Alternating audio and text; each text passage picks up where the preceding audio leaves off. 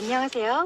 오늘 국회 대정부 질문에서 정세균 총리가 이번 추석에는 코로나 방역을 위해 고속도로 통행료를 받을 수 밖에 없다고 주장하면서 방역 수위를 3단계로 높일 수도 있다고 또 국민을 협박했는데요. 하지만 정의파 TV가 정세균의 꼼수, 떡수를 귀신같이 찾아냈습니다. 또 해냈습니다. 까라, 빠바방, 까라, 바. 트럼펫을 신나게 붑니다. 우리가 팡파레를 부는 이유는 정 총리가 과거 통행료를 안 받다가 갑자기 징수하는 것이 비행기 정책이지만 방역 때문이고 국민의 이동량을 16.5% 줄여 코로나의 재확산을 막겠다 했는데요. 언뜻 보면 그럴싸한데 몇 가지의 꼼수가 눈에 띄죠. 정의팍TV의 탐정 정신은 베트남의 땡초 고추만큼 매우게 좌익 정권의 떡수와 정책 오류를 쪽집게처럼 찝어냅니다. 그 첫 번째가 정세균의 16.5%라는 숫자가 대체 어디서 나왔으며 왜 이런 꼼수를 쓰느냐 하는 것인데 정말 화나는 일이니 끝까지 봐주세요. 도표는 2019년도 고속도로 통행량인데 금년 6월 자료로 따끈따끈한 신상입니다. 독자분들도 계산기 들고 한번 두들겨 보십시오. 도표 중위의 남해선 154, 서해안선이 147 호남선 지선에 116 남해지선에 46을 더한 합계 463을 전체 통행량 2799로 나누면 정확히 16.5가 나오죠. 전라도는 총리의 말을 듣고 이동하지 않을 것이고 통행료를 벌 것이니 오직 타지방 사람들 호주머니 핑 뜯는 수작이라는 겁니다. 매년 추석 연휴의 이동인구가 약 4천만 명이니까 이리저리 오가는 완복 평균 징수액을 25,000원만 잡아도 약 1조 원을 한 방에 핑 뜯는 것이죠. 지금 진위계수와 엔겔지수가 98년도의 IMF 수준으로 높아져서 경제위기가 심각한데 맨날 민생 정치한다면서 국민의 아픔을 조금이라도 생각한다면 이런 시기에 가뜩이나 힘든 국민의 호주머니를 또 털어야 하겠습니까? 주 52시간과 소주 성경제로 예산이 여기저기 빵꾸나고 폭망하니까 그런 모양인데 국민에게 1조 원이나 낑 뜯어서 대체 어디에 쓰려는 것일까요? 아마 이런 전국민 빅데이터는 좌익 정권이 이미 확보하고 있기 때문에 숫자 뽑는 것은 식은 죽 먹기일 겁니다.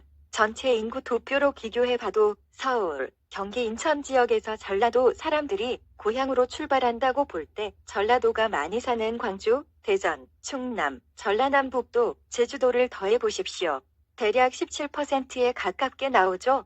대구, 부산 등의 여러 지역에서의 가감을 감안하면 러프하지만 대한민국에는 930만 명 정도의 자익들이 산다고 보면 됩니다.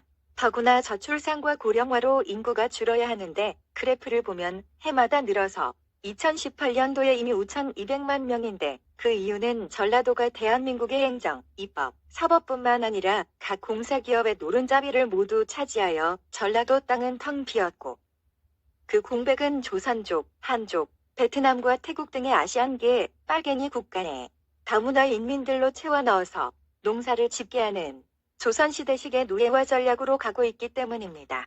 두 번째, 추석 연휴의 이동을 억제하는 이유는 2단계에서 3단계로 높이는 바이러스 계엄령, 세균 공포정치, 독재 포갑 정치를 통하여 추석 연휴의 광화문 집회를 막으려는 수작인데 하지만 정의팍TV의 견해는 이묘한 코로나는 소멸 상태라고 보는 것입니다. 광우병, 사드병, 순실병처럼 한마디로 코로나번이라는 것이죠. 바론 제인무한 씨가 지난 4월 말에 봉쇄를 풀면서 코로나 종식 카운트다운에 들어갔고 이미 종식 선언하여 마스크를 벗고 다닌다는데 정작 한국의 자익정부는 부정선거를 덮으려는 술책으로 오거돈 부산시장, 박원순 서울시장을 죽이다 못해 이번에는 추미애 아들 건을 추가로 터뜨릴 정도로 벌벌 떨고 있으며 이것 또한 용두사미의 추미애뻥으로 끝날 공산이 큽니다.